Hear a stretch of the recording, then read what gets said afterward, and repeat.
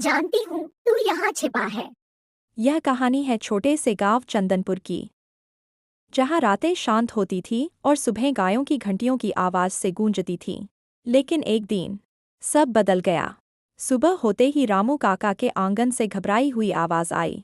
अरे मेरी गौरी कहाँ चली गई? रस्सी भी टूटी नहीं, दरवाजा भी बंद था। पूरे गांव में बस 3 ही लोग इस बात पर चर्चा कर रहे थे, रामू काका, उनका नन्हा पड़ोसी चिंटू और जंगल की रहस्यमयी चुड़ैल, जिसके बारे में सिर्फ कहानियां सुनी गई थीं।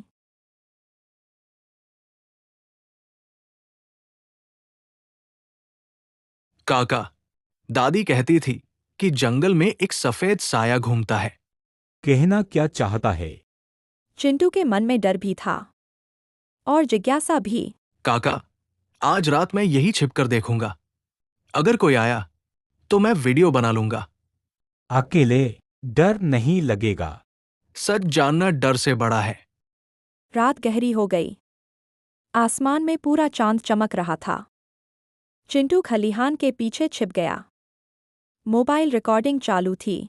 हवा चली, पेड़ हिले, और तभी एक लंबी सी परछाई धीरे धीरे गाय के पास आई।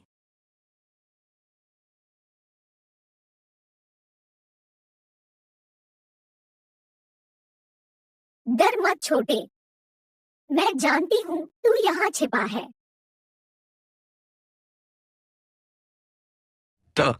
तुम गाय क्यों चुरा रही हो? चुड़ैल ने पहली बार अपना चेहरा चांदनी में दिखाया। डरावना नहीं, बल्कि उदास। मैं बुरी नहीं हूँ। मेरा नाम धानी है। मैं किसी को नुकसान नहीं पहुँचाती। तो फिर गौरी को क्यों ले गई? जंगल में एक बूढ़ी अम्मा रहती है, बहुत बीमार है। उन्हें दूध चाहिए। मैं गाय को थोड़ी देर ले जाती हूँ, सुबह से पहले वापस छोड़ देती हूँ। लेकिन आज वो वापस नहीं आई। वो रास्ता भटक गई। मैं ढूंढ रही हूँ। चिंटू ने सब रिकॉर्ड किया। सुबह होते ही उसने रामू काका को वीडियो दिखाया। अरे ये तो मदद कर रही है। काका, हमें डरने के बजाय समझना चाहिए। दोनों जंगल गए। थोड़ी दूर पर गौरी मिल गई, बिल्कुल सुरक्षित। पास ही एक बूढ़ी अम्मा बैठी थी।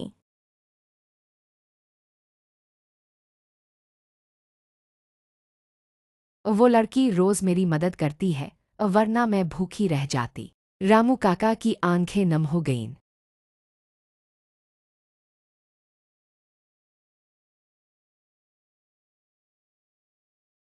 धानी, अब से छिपकर आने की जरूरत नहीं, मैं खुद दूध पहुंचा दूंगा। धन्यवाद। अब मुझे चुड़ैल मत कहना।